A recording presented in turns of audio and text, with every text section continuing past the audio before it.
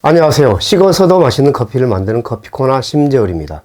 핸드드립 커피를 내리는 많은 분들이 커피를 내리는 여러 가지 조건들 중에 커피 가루의 굵기에 대해서 질문들을 많이 오십니다. 특히 아주 미세한 가루, 미분이 커피 맛에 미치는 영향에 대해서 의문들을 표합니다. 커피 가루를 다양한 기구로 조각을 내거나 갈아서 아니면 부서뜨려서 커피를 뜨거운 물에 녹여서 내려 마실 때 일정한 가루 조각이 나지 않고 굵은 것, 가는 것, 아주 미세한 분진 정도의 그러한 상태까지 이르는 다양한 그런 가루들의 조건에 대해서 과연 이것에 대해서 어떠한 영향을 미치는지 의혹을 많이 가지고 있습니다. 실제 우리가 원두 하나를 통째로 녹여서 내려 마시면 오래 끓이거나 삶아야 합니다. 통째로 끓인다는 것은 커피의 한 알의 원두 안에 향미들을 녹여내기에는 많은 시간이 걸릴 수밖에 없습니다. 그래서 부서뜨리거나 조각을 내서 커피 원두 한 알에 로스팅을 하면서 100만 개의 세포방 안에 형성되어 있는 향미들을 끄집어내는 작업을 하게 되죠. 그러면은 추출에 있어서 가루의 굵기는 어떠한 부분이든 큰 영향을 미칠 것입니다. 굵게 갈아진 조각이라면 굵은 조각 안에 수십 개의 세포방이 존재하기 때문에 그 방들에 갇혀있는 향미를 다 끄집어내기가 어려울 수 있겠죠. 그와 반대로 아주 미세하게 가루를 냈다면 그 안에 세포방이 단 몇 개 존재하거나 아니면 거의 존재치 않을 정도로 다 갈려서 향미들이 물에 다 녹아날 수 있을 것입니다. 불규칙한 이 커피 조각들에 대한 문제가 과연 어떤 영향을 미치는가? 그래서 일부에서는 아주 고가의 그라인더 한 대에 300만원, 450만원, 거의 500만원대의 고가들을 사용하는 분들도 계시고 최소한 수십만 원의 비용을 들이려고 노력들을 하십니다. 그렇지만 저는 이 커피에 대한 본질적이고 원리적인 이해가 되지 않으면 고가의 장비를 들이고 또는 아주 조심스럽게 또 다양한 스킬을 동원한 그런 방법론들로 우리의 몸과 우리의 돈이 사용되어야 합니다. 그렇다면 많이 투자하고 또 많이 가진 자들만이 커피를 즐길 수 있는 것인가? 그것은 아니죠. 없어도 때로는 소박하게 또 작은 비용을 들이더라도 효과적으로 커피를 즐기고 마시는 것이 우리의 즐거움이고 가성비적인 커피를 즐기는 방법일 수 있습니다. 지난번에 커피 가루와 관련돼서 커피 가루를 빻거나 갈거나 그렇게 할 때 가장 좋은 방법은 돌절구에 온도를 놓고 이겨서 시간이 많이 걸리겠지만 한 20분 정도를 이기면서 부서뜨리면 향미 손상이 없고 100만 개나 되는 온도의 세포방이 모두 금이 가서 향미가 잘 빠져나와 아주 수준 높은 커피를 만들 수 있다고 말씀을 드렸습니다. 그 다음이 수작업으로 핸드밀을 가는 것이죠. 검게 태운 숯검정과 같은 커피는 절구로 빻을 때도 몇 분 걸리지 않을 뿐더러 핸드밀로 갈아도 1분, 2분 채 걸리지 않습니다. 하지만 제가 볶은 커피 또는 이 조직의 식물성들이 다 살아있어서 아주 조밀한 온도들은 절구로 이겨서 빻을 때 10분, 15분 걸릴 수 있습니다. 핸드밀로 갈 때도 한 10분 걸릴 수 있습니다. 전동 그라인더로 갈 때도 강하게 볶은 커피들이나 또는 탄화되거나 숯검정과 같은 커피들은 아주 쉽게 쓱 갈리죠. 하지만 조직이 다 살아있고 그 조직이 아주 예민한 커피들은 그 나름대로 조직이 이겨지며 깎이기 때문에 시간이 많이 걸립니다. 쉽게 갈리고 잘 갈리는 것이 좋은 온도라고 이야기할 수 없는 이유 중에 하나가 열 손상을 입을수록 탄화되거나 조직이 느슨해져서 타게 되면 숯검정과 같이 쉽게 갈릴 수 있고 조각을 낼 수 있습니다. 그러면은 여기에서 미세한 가루인 미분의 상태에 따라서 우리의 커피 맛이 어떻게 달라지는가 하는 질문들을 받을 때 명료한 정답을 내기가 어려운 까다로운 문제들이 있습니다.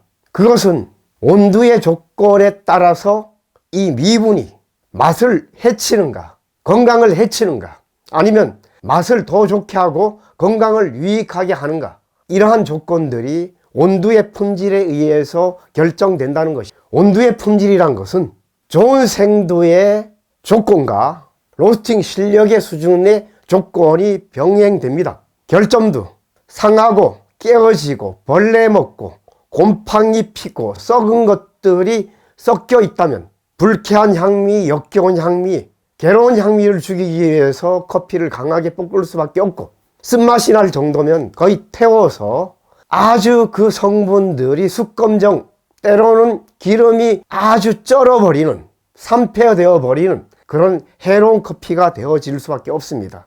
그와 반대로 좋은 생도의 과일의 향미가 잘 살아있는 온도로 만들어졌다면 과일의 향미가 그대로 꽉 차 있는 온도가 되겠죠. 이런 온도를 사용한다면 어떤 면에서는 긍정적일 수 있다는 것입니다. 기존의 전문가들이 이 미분을 아주 맛을 망치는 나쁜 해로운 영향을 주는 것으로 인식시키고 가르치고, 또 본인들이 미분을 걸러내는 여러 가지 기구까지 사용을 합니다. 미분 컨테이너, 아니면 밀가루를 거르는 채, 망채를 가지고 핸드 드립하기 전에 아주 가는 고운 가루들을 걸러냅니다. 이렇게 걸러내는 이유가 태운 커피들의 숙검정과 같은 것들이 조각이 가늘거나 또는 조각이 굵거나 가늘거나 또는 정 같은 것들이 있다고 할 때 그것이 노곤함의 차이는 점점점 빨라질 것입니다. 아주 미세한 것들은 물에 아주 잘 녹아나겠죠. 더 굵을수록 그 안에 갇혀있는 세포방들이 물에 대해서 덜 녹아날 수 있습니다. 녹아남의 조건들은 어떠한가를 살펴보면 우리가 모든 차들은, 커피도 대표적인 차입니다. 우리가 녹차나 홍차나 잎차들, 이러한 것들은 물의 온도와 시간이 녹임의 상태를 조절합니다. 물의 온도가 뜨거울수록 많이 녹여낼 것이고, 운동신경이 활발하니까 물의 온도가 낮을수록 덜 녹여냅니다. 강하게 볶은 커피들은 물 온도를 낮추라고 핸드드립 전문가들이 이러한 원리에 의해서 강하게 볶아진 쓴맛이 나거나 또는 탄 커피들은 덜 녹임을 위해서 물 온도를 낮추라고 권하는 것입니다. 시간이 오래 잠겨 있으면 많이 녹여낼 것이고, 짧은 시간에 물을 만나면 덜 녹여낼 것입니다. 그러면은 온도와 시간은 항상 서로 비례합니다. 어느 정도의 온도의 조건이든 그 조건에 따라서 물 온도와 시간은 녹임을 결정하는데 중요한 역할을 하는 것이죠. 그렇다면 이러한 시간과 온도에 따르는 조건 이전에 온도의 품질에 대해서 우리가 알아야 할 것은 미분이 어느 정도 많이 섞여 있느냐가 중요한 것일 수도 있지만, 그 이전에 강배전의 커피, 강하게 볶아져서 조직이 타서 쓴맛이 나는 것이라면 이것은 미분뿐 아니고 굵은 것까지도, 미분은 당연히 더 많이 녹여낼 테니까 굵어져도 쓴맛이나 탁한 맛은 없어지지 않습니다. 그런데 반대로 연하게 볶은 커피, 연한 볶음이나 또는 과일의 향미가 잘 살아있는 아주 잘 볶아진 정상적인 팅이라면 온도들은 미분의 존재가 해롭다고만 보기에는 어렵다는 것입니다. 다시 말하면 한 몸에서 작은 조각이나 큰 조각이 같은 몸에서 나왔다는 것이죠. 태운 커피든 아니면 연하게 볶은 커피든 아니면 최적의 향미를 지닌 그러한 커피든 간에 이 굵은 조각과 미분의 조각의 것들은 물의 온도와 시간에 따라서 더 녹여낸과 덜 녹여냄의 차이는 있다 할지라도 품질에 따라 강하게 볶아진 커피로 갈수록 이 미분은 악영향을 미치고 맛을 떨어뜨리고, 왜냐하면 그 자체가 괴로운 맛을 많이 녹여낼수록 괴로운 맛들을 많이 드러내기 때문입니다. 하지만 잘 볶아진 커피는 미분조차도 맛을 풍부하게 하는 맛을 더 풍성하게 하는 조건의 한 몸으로서 역할을 감당한다는 것이죠. 미분에 관한 오해를 정리해야만 합니다. 미분에 대해서 나쁘게 이야기하는 전문가들의 원두는 사용하지 않으시는 게 좋습니다.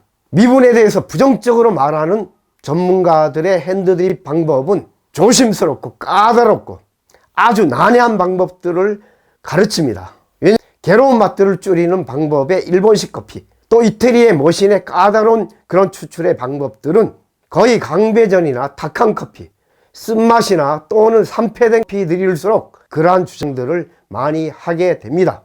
맑고 상큼한 과일차에 가까운 커피, 한 잔의 과일차가 식어서도 맛 있으면 이 미분의 영양은 긍정적이고 도리어 맛을 더 풍부하게 해주고, 굵은 조각에서 녹아나지 못하는 것들이 작은 조각에서는 더 녹여내겠죠. 이것에 대한 경계점이 어디에 있는가는 매니아들이나 커피 소비자들이 판단을 할 부분입니다.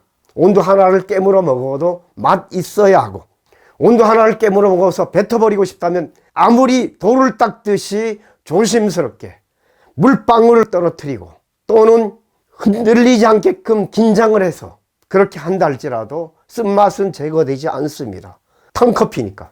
하지만 물을 콸콸 붓든 아니면 휘저어서 주전자를 쓰든 아니면은 전기포트를 그냥 붓든 편하게 핸드드립을 해도 깨물어 먹어도 맛있는 온두는 식어서도 맛있는 과일차에 가까운 커피가 가능할 수 있다는 것입니다. 그라인더를 쓸만하고 잘 갈릴 수 있는 것들을 제가 권한 이유는 대부분 유럽이나 선진국들에서 태운 강배전의 커피를 가는 기준으로 조잡한 전동 그라인더를 만들어내고, 일부 고가들은 너무 비싸기 때문에 제가 가성비 좋은 그라인더를 추천했던 것입니다.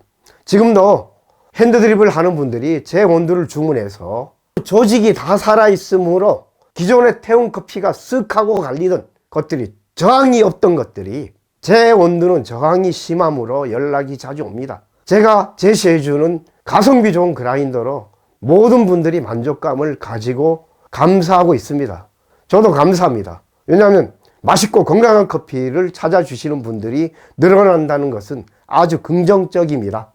저는 커피의 가루에 관한 조건들을 이전에도 영상으로 올렸지만, 특히 이 미분에 관해서는 대다수의 유명한 또 오랫동안 가르쳐왔던 전문가들이 아주 부정적이고 나쁜 영향을 미치는 것들을 가르치기 때문에 이러한 질문을 받을 때마다 영상을 만들고자 하였습니다. 저의 이 영상을 보시고 여러분들이 온도 선택, 좋은 그라인딩의 방법, 고가 전동 그라인더가 비싸면 돌절 한 20분 빠면 아주 품질 좋은 커피를 마실 수 있습니다. 2, 3분에 빠지는 온두는 사용하지 마세요. 다 탄 커피입니다. 태운 독성이 우리 몸의 면역을 파괴하고 우리 몸을 힘들게 하는 것들을 반복할 때 우리는 알 수 없는 병에 시달리게 됩니다. 커피로 말미암아 우리 몸이 즐거워지는 삶이 되어야 하죠.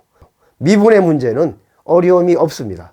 너무 간단한 문제를 그 많은 사람들이, 수많은 매니아들을 혼란스럽게 하고 어렵게 했다는 사실이 안타까울 뿐입니다. 오늘부터라도 여러분들이 온두만 좋은 거 구했다면 미분에 대한 자유로움이 있길 바랍니다. 밀가루채처럼 흔들면서 치지 마세요. 미분 컨테이너 돈 주고 사지 마세요. 아깝습니다. 온두를 그 비용으로 좋은 거 사세요. 제 영상에 도움이 되셨다면 좋아요, 구독, 또 주변에 함께 공유하는 여러분들의 협조를 부탁드립니다. 예, 감사합니다.